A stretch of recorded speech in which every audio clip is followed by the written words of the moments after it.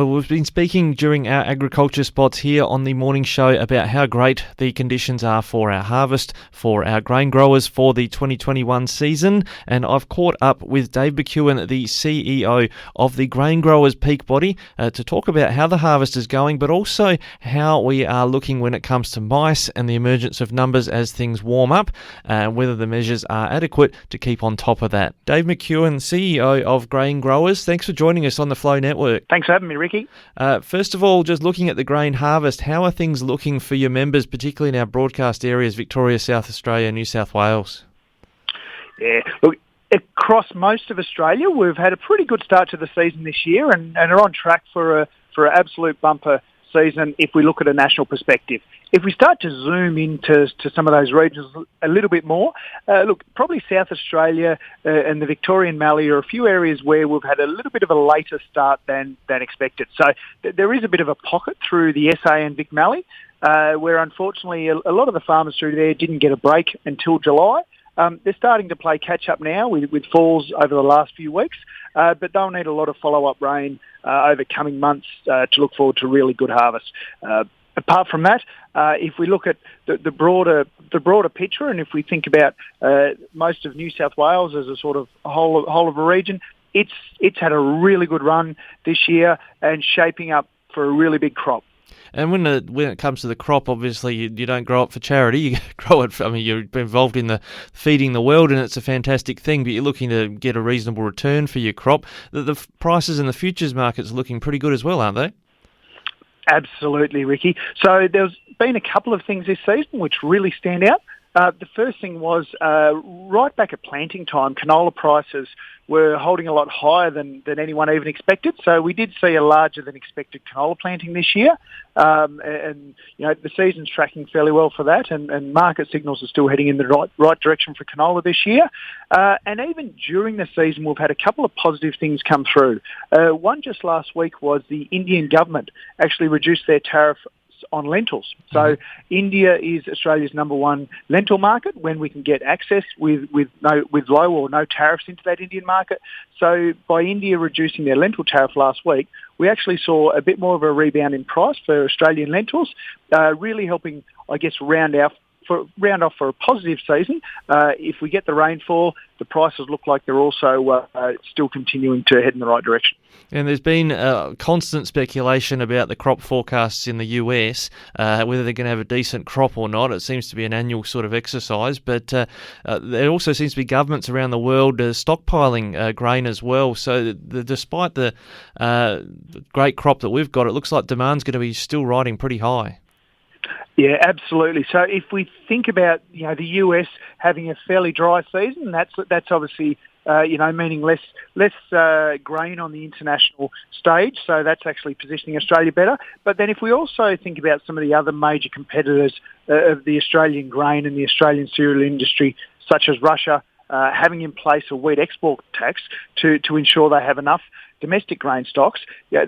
Keeping, I guess, some of that Russian wheat off the international market as well is again having that impact of keeping a high floor in Australian grain prices and ensuring that Australian grain's well positioned on the international stage. And on the domestic front, we're not experts when it comes to the weather, but it does look like we're going to have a decent winter going into spring. Is that how you're seeing it in terms of rainfall and growing conditions?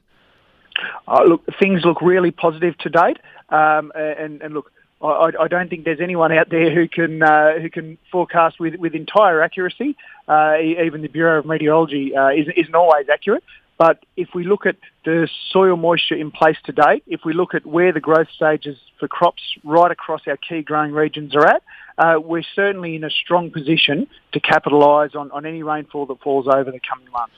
Well, when it comes to foreseeable threats or risks to a good harvest, the one that seems to be looming present for southern New South Wales growers is the mice situation. As things warm up, there'll be plenty of feed around. What's the mail or the indications at this stage of how they might bounce back in numbers?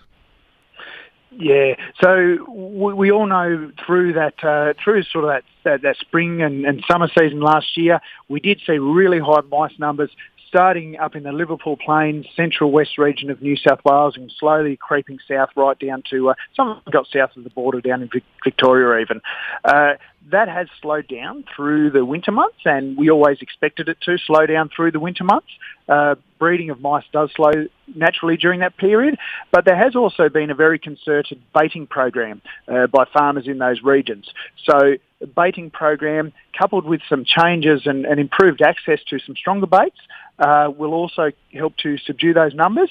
But look, at the moment, the breeding has subdued somewhat. There is still some mice populations out there. We are still getting reports from farmers who are seeing a number of mice out there. It's nothing like it was a few months ago, but everyone is watching very closely as the weather will start to warm up over coming months to ensure that they can get on top of the mice population and hopefully, fingers crossed, can keep it under control and it doesn't expand as much as it did over the last summer. You know, as you say, the farmers are watching closely those prospects for the mice numbers because it's in their own interest, but nonetheless the New South Wales Agriculture Minister has encouraged farmers to be doing just that. They've announced today the zinc phosphide rebates are out there for farmers. I think it's up to $10,000 or $15,000 worth of rebates. Is the action by the New South Wales government and governments across the board been adequate to get on top of the mice numbers?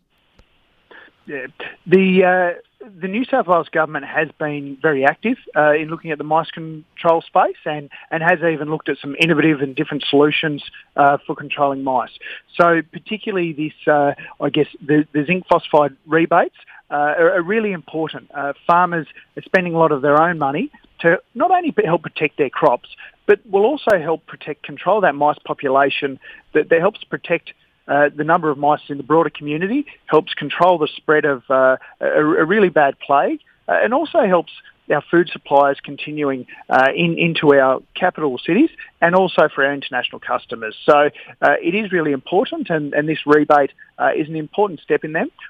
As we continue to monitor the mice plague situation over the coming months, there will be continual discussions around the role of particularly the New South Wales government is where the action has been over the last few months. But we will continue to look at if it does become, a nationally spread plague and if we do need federal government engagement. But at this point in time, things are looking okay. Yeah, well, we'll certainly keep a weather eye on that, but it is an exciting time to be reviewing and commenting on what's happening in farming because these are really good conditions. We know some farmers really struggled through the drought. Yeah, absolutely, Ricky. It's fantastic to see a consecutive run for positive seasons for many of those regions. So, many of those areas, such as northern New South Wales, even some parts of southern Queensland, who had a really tough run of 3 or 4 years in a row, many with no crops at all. It's been really positive to see last year and this year shaping up again for a really positive season rainfall-wise.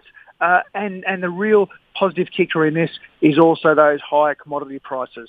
So as well as those livestock prices holding really high, we're continuing to see that high prices for our key grains, whether it's wheat, whether it is barley, or whether it's our oilseeds or pulses. We are seeing those prices continue to maintain at a high level, and that's a really positive sign for those farmers, but the whole of the regional economy of Australia. Well, Dave McKeon, thank you so much for joining us from Graingrowers. Appreciate your input into just how the season's coming together. Thanks for your time.